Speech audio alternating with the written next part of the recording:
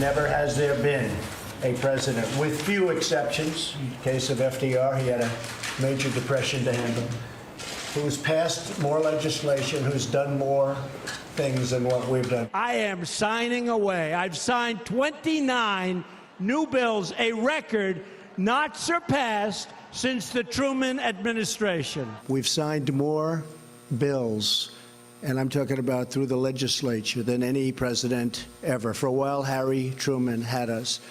And now I think we have everybody. I think we've gotten more than anybody, including Harry Truman, who was #1. But they will tell you we got none. Those claims about what the Trump administration has done in terms of legislation, especially when compared to other administrations, aren't true, and they have driven historians to distraction. The Washington Post chose to go another way. They have looked at the Trump administration in a different method. Post journalist Philip Bump has compiled a list of things President Trump has undone. The list is lengthy. Bump asked all his followers on Twitter today to point out anything he'd forgotten. It runs the gamut from withdrawing from the Paris Climate Accords to banning transgender members of the military to removing a bike sharing station from the White House. Pulitzer Prize-winning national syndicated columnist Connie Schultz is with us from her hometown in Cleveland to talk about this. And the aforementioned author of What Trump Has Undone, Philip Bump, national correspondent for the Washington Post, is with us. There will be a quiz on the list. We're actually going to repeat it as we have our conversation. And we're, of course, anxious for people to go read the list in its organic form at the Washington Post. So, Philip, the same thing I'm going to ask Connie in a second. Yeah. Some people will look at your list as a list of things undone.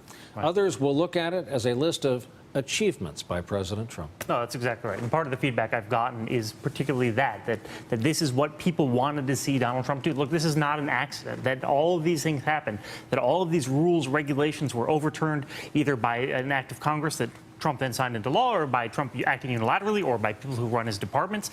It's not an accident. Part of this is Donald Trump and his allies were specifically going to Washington to, in part, dismantle the federal government in this way, and this is the result. 7 months in. Connie, you could put together a separate list of things turned on their ear in the last 7 months, and politicians, of course, traditionally run on pledges, what I'm going to do for you and not what I'm going to undo. How do you think this list will break in the state of Ohio?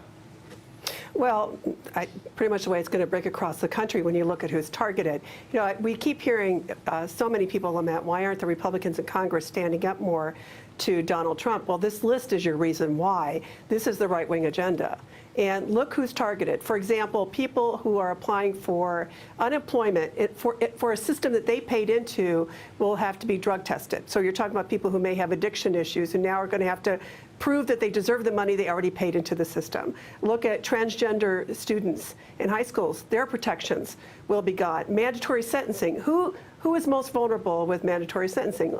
Let's see, people in poverty, people of color in America. I've done a lot of reporting over the years on people who are falsely incarcerated. They tend to be black, they're male, they have no money, no resources. So when you start looking at who's targeted, I think about all those populations exist in Ohio, just like they exist anywhere in the country. But this is exactly what they want. And this is why they're not standing up more, I think, publicly to denounce so many awful things, including his comments about Charlottesville.